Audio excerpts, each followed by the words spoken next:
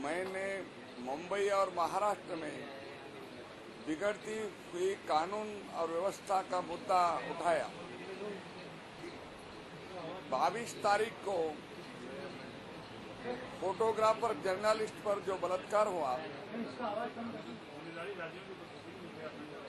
और उसके पहले गए 1 महीने में और घटनाएं मुंबई में हुई हैं। रेलवे स्टेशन पर एक युवती पर एसिड फेंका गया।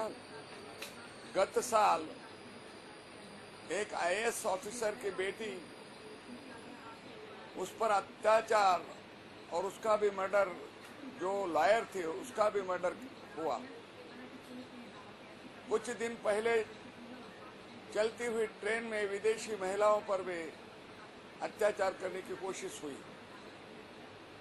ये बढ़ती हुई महिलाओं पर अन्याय अत्याचार की घटनाएं मुंबई सेफ सिटी नहीं रेप सिटी है, ये भावना जनता में फैल गई है। मुंबई हो या और बड़े शहरों में महिलाओं के गहने चलती हुई ट्रेन में लूटे जा रहे हैं। कोई भी हमारी बहन सुरक्षित नहीं है।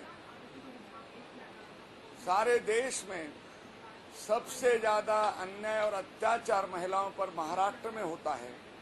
निर्भया पर जब अत्याचार हुआ था तब सारा देश जाग उठा था, संसद जाग उठी थी। देश की संसद ने कानून बनाया और केंद्रीय वित्त मंत्री ने उस समय कहा कि निर्भया फंड 1000 करोड़ रुपए दिए जाएंगे निर्भया फंड के, क्योंकि आने वाले समय में अत्याचारित महिलाओं का पुनर्वासन करने के लिए यह फंड का उपयोग किया जाएगा। लेकिन रिपोर्ट आया ऐसे न्यूज पेपर में कि निर्भया फंड में 1 रुपया भी केंद्र सरकार ने जमा नहीं किया। इस बारे में हम सच्चाई जानना चाहते हैं, सदन सच्चाई जानना चाहता है।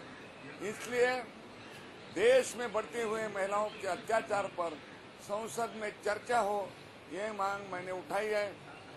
इसके जवाब में मैंने कहा कि केंद्र सरकार और राज्य सरकार कुछ नहीं कर रहा है, तो स्पीकर साहिबा इसके बारे में निर्देश दे। तब संसदीय कामकाज मंत्री ने खड़े होकर कहा कि हम महाराष्ट्र सरकार से लॉ एंड ऑर्डर सिचुएशन की रिपोर्ट मंगाएंगे और सोमवार को केंद्रीय गृह मंत्री इसके बारे में सदन में बयान देंगे। मैं सोमवार को इस मुद्दे में अगर हमारे इस रिपोर्ट से समाधान नहीं हुआ तो इस मामले में महिलाओं पर बढ़ते हुए अत्याचार के मामले में हम सदन में बहस चाहेंगे।